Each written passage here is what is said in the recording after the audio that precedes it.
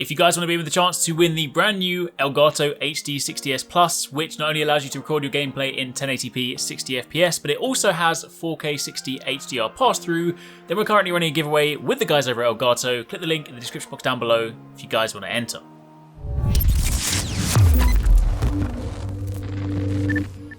Hey, what's going on guys? Arekkz here, welcome back to another video for Monster Hunter World Iceborne. It's Monday, which can only mean one thing, and it is of course time for another episode of Mix Set Monday.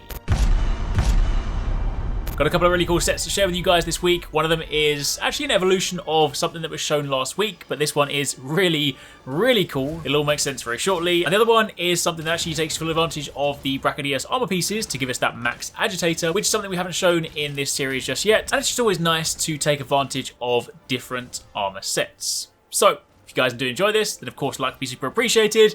And if you guys want to submit your own sets, don't forget to stick around to the end of the video for all the usual details. Now, to begin with, the very first set comes from a good buddy of mine, TRICEPPPS. I'm sure a lot of you guys know him. He is an awesome Monster Hunter streamer. If you guys haven't caught his streams, I will link them down below. Definitely check him out. He is a fantastic guy, does some awesome streams, and you guys know he loves his longsword. And he's recently been putting together a pretty cool set that is max agitator and also taking advantage of the coalescence bonus, which is a new skill introduced in Iceborne. I really like this one. I made a set completely around that skill. And it's just kind of fun to, you know, mess around with something that is a little bit different to what we are currently used to. This one is comprised of the Brachydios Helm Beta Plus, the Shara Ishvalda Mail Beta Plus, the Brachydios Braces Beta Plus, the Brachydios Folds Beta Plus, and predictably the Garuga Greaves Beta Plus. In this situation, it's got the Temporal Mantle, the Evasion Mantle, the Charm is the Master's Charm 4, and the weapon would actually be the Soulfire Lash Sticks, which is of course one of the Luna weapons. I'll be honest with you guys, I didn't really fancy fighting a ton of Luna just to make the longsword for this build, so I threw something else on. Doesn't really matter too much. But of course, if you are mirroring TRICEPPPS' build, you would of course use this one. It's got 2 slots, it's a very good weapon, and of course it's kind of what he's done in this build. He's also very kindly provided some gameplay, so you'll actually see that in action, but for the purposes of showing you this piece together, I just threw on the Rajang longsword. As for the decorations, there are a few pieces here that of course I don't necessarily have. Again, TRICEPPPS got some really cool decorations like Challenger/Protection, Challenger/Vitality, Challenger, you know, things like that. Some of those dual decorations which I haven't quite got. What I've done in this instance is I've gemmed in the most important things. As you can see, if you do want to check the full setup, then of course this is TRICEPPPS' screenshot. He has got one of those really rare Phoenix jewels, which is the level 3 decoration that gives you a point in coalescence, which I am incredibly jealous of because of course having that means you only need to have one Shara Ishvalda Mail, which is kind of handy. Either way, if you do piece it together, as TRICEPPPS got, you will of course then see that to begin with, you have the Brachydios Essence set bonus, Agitator Secret, allowing you to push Agitator all the way up to level 7, which of course gives you that nice 28 attack boost, as well as 20% affinity. And keep in mind, I've said this before, but it's incredibly easy to effectively have almost 100% uptime on Agitator, given that it's very easy to make monsters enraged. You jump on them, you run them into a wall, or you simply slap them in the face 3 times with the claw, and they get automatically enraged. So if ever it drops, you can very quickly get this back up. So having this is genuinely a really good skill in Iceborne, and the fact that we've been able to work in some Brachy armor pieces, which I just like in general, and just a new set bonus, something different to what we've been showing up until now, honestly, this is really cool. On top of that, of course, we have the typical critical eye level 7 for that 40% affinity, crit boost level 3 for the additional 40% damage increase on critical hits, weakness exploit level 3 for that additional affinity when striking weak spots. There are 2 points here in blast attack, which you could also benefit from if you're of course using the Soulfire Lash Sticks, because of course that does have blast on it, so it is something you can still, technically speaking, benefit from. And in this situation, TRICEPPPS actually threw an additional 2 blast jewels into the mantle, so you can, technically speaking, when you throw on the Temporal Mantle, get level 4 blast attack, so that can actually go down quite nicely. You also then have Coalescence level 3, assuming you have that gem, which, while active, grants you plus 18 attack, grants you plus 90 elemental attack power, and gives you plus 15% status build-up. So again, if you pair that with the blast on the longsword, it of course means you get 2 out of 3 from the Coalescence buff. And remember, there are a ton of abnormal statuses, or a ton of status ailments that can be applied to you, whether it be poison, dizzy, stun, sleep, paralysis, anything like that. Anytime you recover from that, you get this buff, and it lasts for a lengthy period of time. So yeah, I really like this Coalescence skill. It's precisely why I made a set purely around the skill. So definitely nice to sort of see that worked into this set. Of course, you have 1 point in blast resistance, comes as part of the gloves.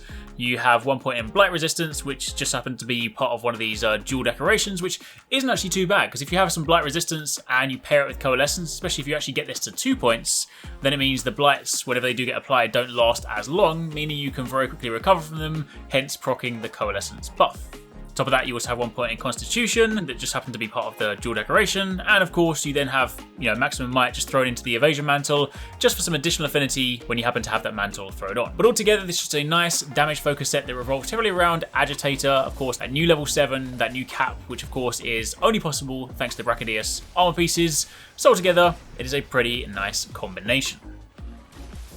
Now, as for the next armor set, this is actually, let me take you guys on a journey, right? If you guys saw last week's episode, you will know that we of course had a super recovery set submitted, which uses the Valhazak set bonus so that you can then have that recovery. It's just a really nice bonus, and I've just always liked those kind of vampire sets. After that, I actually quite liked the armor set, so I started tweaking with it myself and was like, you know what I really want to do? I want to go and get every single possible healing skill and put it into an armor set. So I then came up with this, which is kind of a combination of the Fellshroud parts, of course from the Black Veil Valhazak, and the parts from Ruin and Nogigante, because I wanted to have not only the Valhazak set bonus, but also the Nogigante one. So basically, you have a ton of healing options, pair that with a health augment on your weapon, and the idea is that you just never die, right? This was a cool idea, and it also looks really cool because the Fellshroud parts paired with the Ruin and Nogigante parts, you just kind of have this really cool aesthetic. And this is kind of what I came up with for those of you guys that want to try and emulate it. It's got decent crit, it's got decent attack, it's got some recovery options, recovery speed. But on top of that, I was also speaking to TUNA. I'm sure you guys know JINJINX and TUNA, the Monster Hunter Math guys. They also do fantastic content. If you guys haven't checked them out, I will also link them down below. Make sure you check them out. The videos are ace. But I was talking about this, and I was talking about the kind of healing skill, and he was like, well, I've got one of these sets, and it's better than your one. I mean, he didn't actually say that, but when I saw it, I was like, okay, your one's better than my one. And he sent it over, and his one basically does the exact same thing as mine, only it goes about it a slightly different way, and it actually has better skills on it. So I'd kind of go as far as to say this is effectively your new Immortal set, because this has so many healing options, so many recovery options, so many different things to keep you alive, but it also has some great damage options in it. This is just a really good fun set, and if you guys have been around since the Monster Hunter 4 Ultimate days when I first started Mix Set Monday, you guys might remember the video I did on the original Immortal set, and that was just all about trying to stay alive, and it was just kind of good fun, right? I like messing around with those different sets, and this is basically the closest you're going to get to that in Iceborne.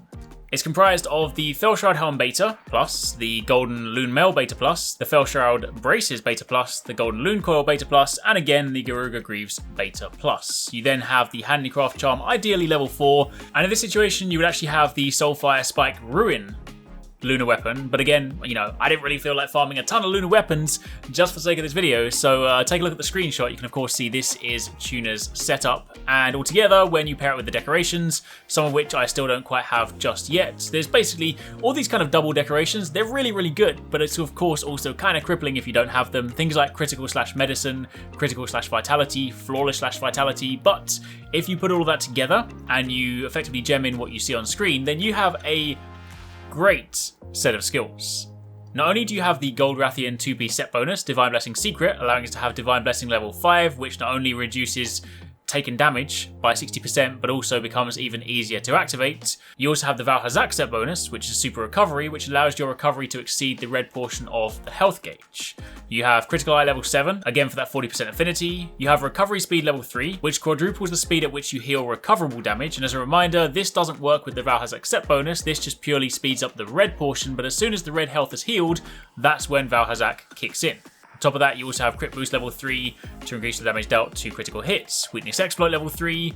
You have Handicraft, ideally that would be level 4. You would then have Peak Performance level 3, which, while active, when your health is full, grants you an additional 20 attack. You would, assuming you have the right decorations, have Recovery up level 3 for that 30% recovery, which does synergize with the Valhazak set bonus, and you would also have Health Boost level 3 for that additional 50 health on top, giving you the whopping health bar.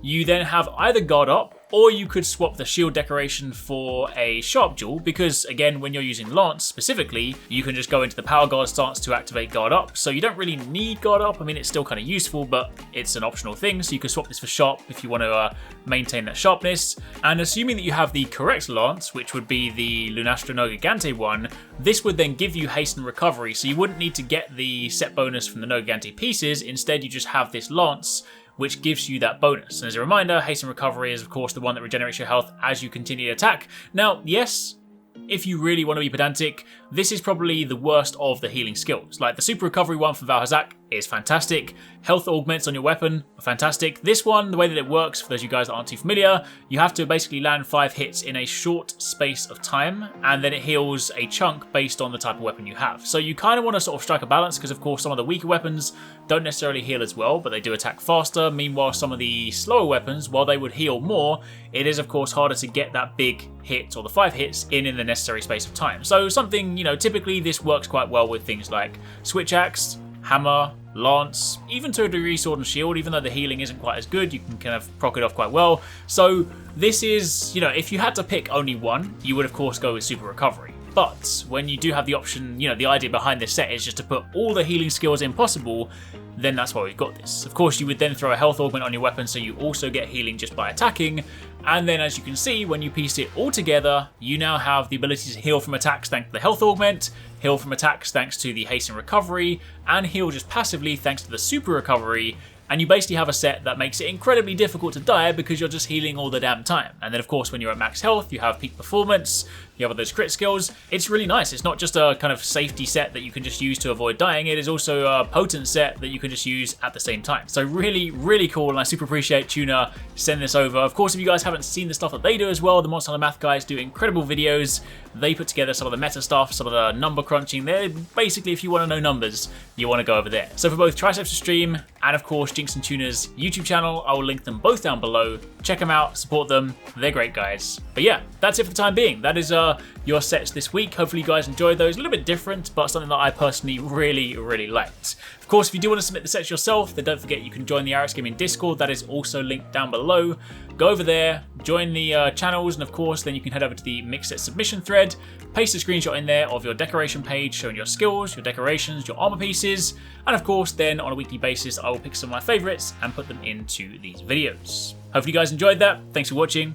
Catch you in the next one.